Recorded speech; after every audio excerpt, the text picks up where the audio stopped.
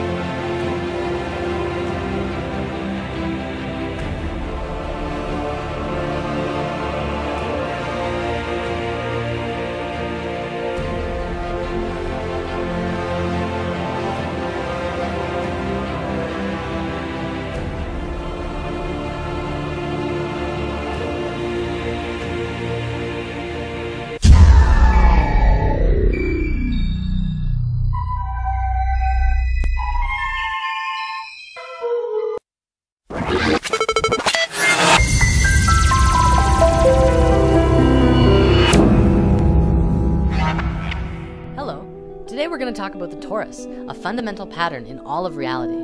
I have a friend here with me as well who's going to help share this with you. His name is Christopher Love. Hi, I'm Chris, also known as Yana. Today, I will be helping my angelic friend Patch to expound the wisdom of love and spirituality in relation to the toroid. Let's get down to it. The torus is a very fundamental part of nature. So fundamental, in fact, that science is now seeing that everything moves through this form in one way or another, including ourselves. Very simply, the torus is a self-organizing system that all comes together at a space of unity and expands its energy out all around itself until it returns back to that original space in the center, and will continue to do it again. In quantum physics, mathematics, and generally all forms of science, this geometry really begins to bridge the gap between understanding how sacred geometry truly is the geometry of life. This is a geometry that breathes. It has life itself. Our very own hearts are the first and best examples of a toroid. The heart is where it all starts. The energy of our hearts flow outward in a toroidal fashion and are also received in a toroidal fashion. This way, everything we send out in love, we are immediately affected by as a result. In other words, our emanation of love is a gift to yourself as much as it's a gift to the universe around you. You can look in nature to see these shapes everywhere. It's in oranges and apples. You can see it around tornadoes. The magnetic field of the Earth is a very powerful example, as well as how the atmosphere of the planet works too. Our modern scientists haven't really taken the concept of hollow Earth very seriously, even though this concept does explain a lot of fundamental theories about the Earth to which we don't really understand, despite all of our theories. Well, the idea of hollow Earth works in the exact same way as well. It demonstrates that our planet is designed from the core as a torus. The Earth is multidimensional, so we can actually have both a hot iron core as well as a 5D hollow Earth interior as well. For those who want to learn more immediately, check out Hollow Earth HD on YouTube. Moving on, we all know the fundamental principle of the universe of as above, so below. Well, this torus is even found at the size of galaxies. Atoms even have this very geometry as well. It's quite literally everywhere. From this basic expression demonstrates how life ought to be. All of the energy that emerges from the core travels around the torus and fuels itself. It also has the ability to give to other toroidal systems, which openly practice giving and receiving. It really sets a standard for how to do things, and we can mirror this and use it in our own daily lives as well. When you give and receive openly, you allow your energy to become toroidal. When we look at the interactions between one another, we begin to see the nature of giving and receiving. If we shift how we give and receive with others, we give ourselves an opportunity to receive feedback from what we emanate immediately. This allows for an enlightening transaction of energy between all life and allows all of our communications to resonate on that toroidal frequency of love. Love is not just a feeling, it's a vibration and a frequency that is connected through all things. The pure vibration that emanates around one's own heart and brings things together harmoniously is through a universal vibration we call love. If you look at the flower of life in 2D, it may be a little hard to tell. However, in 3 dimensions, one can truly see that it too is a torus. The flower of life is all geometries, remember? The torus is yet another one of those creation patterns that emerge from this, or rather is this form. It's so important to understanding everything. Even Nikola Tesla worked with this geometry, and through it he discovered a way to access free energy for the entire planet. Well, of course, all of the corporations of the world wanted to keep charging people for energy. And between them and the US government, all of Tesla's most amazing work was destroyed. In lesson 15, we talked a bit about this before, and now we can go deeper into it. The Institute of Heart Math, as well as Stanford University, among others, have now scientifically demonstrated that around the physical heart of your body, you have 2 toroidal fields, one inside the other, which are connected to the sacred space and the tiny space within the heart. Greg Braden has done a lot of work in explaining this to the modern world as well, and Drunvalo Melchizedek has put a lot of focus into teaching that this is some of the most important information regarding physical ascension. This is part of the understanding that is truly bridging the gaps between science and spirituality. China is doing some really amazing things. They have hospitals that are completely dedicated to the work of prana and energy, rather than the physical body of patients. In one experiment in a Chinese hospital, we see how the science of mantra is used to remove the cancer tumor of a woman in just 2.5 minutes. A mantra is a sacred sound or chant that acts as an energetic formula for prayer or meditation. Mantras allow for us to connect to our source and emanate an audible frequency that focuses our mind to the sound and thus inwardly back to the source. When chanting from the heart, these doctors allowed themselves to focus on the reality that this woman was already being healed. In this, it allowed for the mind to bypass the normal confines of reality, as its intention toroidally flowed in and out of the source of which reality emanates itself. For everyone who has been skeptical of the idea of self-healing through intention, this video is proof that it's not just a plausible idea, but it's very, very real. We need only understand why it works and how it works. To come from a skeptical place and try, you will only see skeptical results. To come from a pure and true space, anything is possible.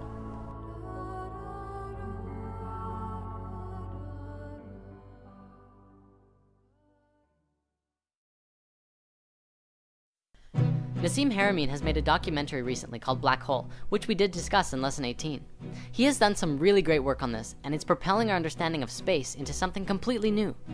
He has demonstrated that the space at the center of the torus is literally the point of singularity, infinity, and the space where all consciousness truly resides. The source of the source field, and a space where all things are connected. In our modern physics, we don't really take consciousness and life into the scientific equations. Russian scientists are propelling their understandings of life to new levels and have even begun bridging the gaps of understanding gravity. Our Western model is not built to understand gravity, and the Russians have developed models which harmonically see that gravity itself is a conscious field, an information field of love that holds things together. It's really profound, and even quantum physics is beginning to look at this in new light. Remember in lesson 18, we talked about the vector equilibrium. This torus form and the cube octahedron go hand in hand. It is the male and female aspects of each other, and the vector equilibrium, when put into use in science, can grant access to an infinite amount of energy through tapping into the space of unity of the source field, the 0 point, the field of consciousness that science now knows connects all things. By understanding the torus and the nature of unity, one can really get in tune with themselves in relationship to the all.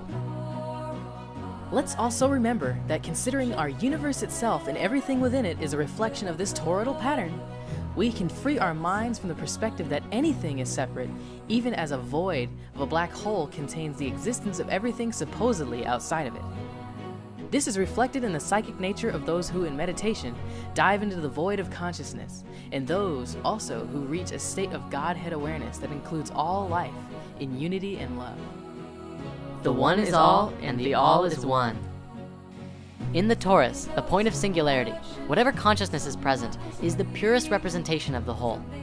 The whole field is emerging from and returning to its original source, and all of it is conscious, and the singularity at the center is the space where it all came together and emerged out of. This can be demonstrated with the understanding of how the heart emerges in the body. If you remember from lesson 15, the heart is the first organ to come into existence, and the rest of the body folds out of the heart itself, and then it pulls the heart into the center.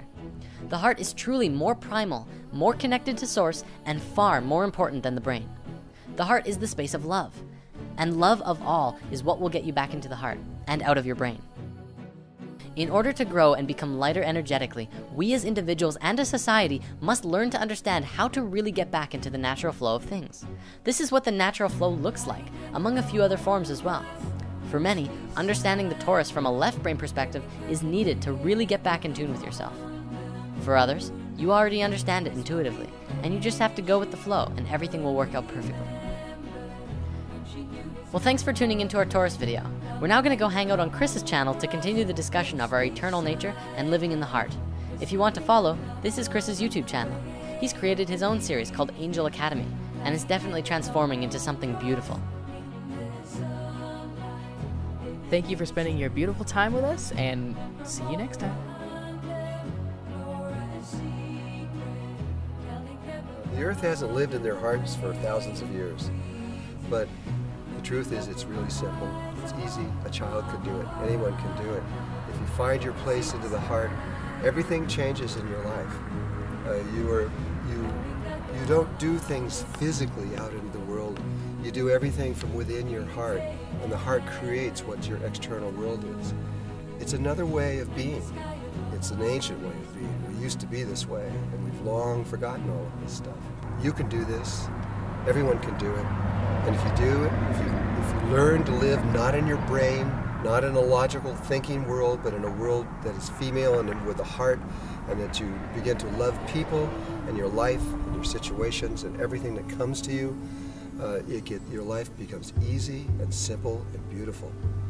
So I hope you find your way, because I know you can do this. We all can do this. Bye-bye.